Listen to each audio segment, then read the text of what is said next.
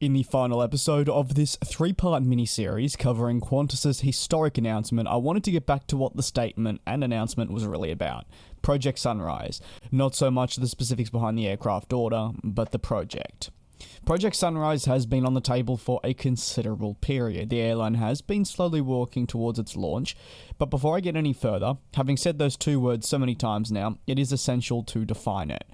Project Sunrise can be best illustrated by the Qantas CEO Alan Joyce himself as the final frontier in travel and aviation.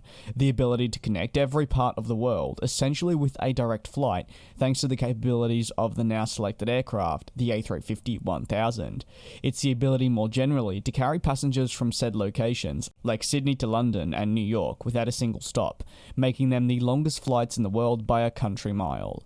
The A350-1000s, to confirm the 12 that have been selected, will have a range capable of visiting any city in the world, meaning the Australian carrier has it all at the palm of its hands when picking key destinations to eventually launch services to, resulting in undoubtedly exciting times ahead for them within the industry. To begin, these flights will launch towards the back end of the 2025 calendar year. Melbourne and Sydney will be the focal points for Project Sunrise flights by 2025 and onwards. A name with a lot of history, following World War II flights made from Perth to Sri Lanka. These flights would then head to London. Why was it called Sunrise exactly? Well, they'd see two sunrises. The journey was that long, and hence the name, Project Sunrise for this next era of travel. It's certainly wrapped in history, and definitely once again harpens back to these flights during World War II that indicate just how far and wide Qantas can stretch their wings. Throughout the past century, the airline has invested in new aircraft to propel itself forward in the industry, picking not necessarily the latest trend, but aircraft that would change the airline for the better.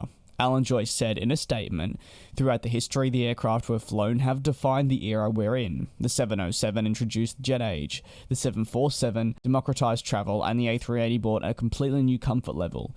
The A350 and Project Sunrise will make any city just one flight away from Australia. It's the last frontier and the final fix for the tyranny of distance."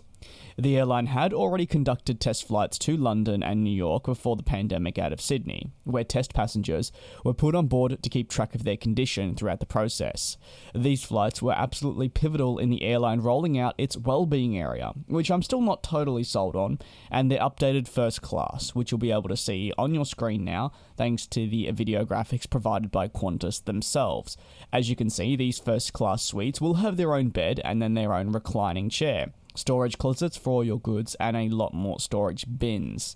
And on top of that, there's a considerably sized IFE. It's certainly luxury in the skies. Now, this will be out of reach for me. I will never see this in my lifetime, and for the base price they're charging, it's not hard to see why. I don't think personally I'd be willing to pay my life savings, and I would probably almost rather go for a stopover on my journey to London, or if I was going to New York. In saying that, I'll definitely have to try and jump on board at least once in my life, but economy for 20 plus hours in a crammed cabin might be a bit of a stretch for me. But from what I've seen, the upper classes do look quite nice, and I certainly cannot fault them, as there's going to be a lot of demand for that. Project Sunrise is the ambition to fly anywhere globally, better connect Australia, and honestly complete that final frontier of travel within the aviation industry. It's over to you now. Are you excited? And the question I want to leave you on, and it's an important one, is would you rather fly a non-stop from Sydney to London or Sydney to New York?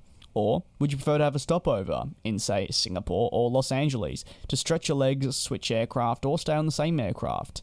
Let me know down in the comments, as I'd be very interested to hear your take. Thank you very much for watching. I do appreciate the support across this 3-video mini-series. Do take care, and I will see you tomorrow.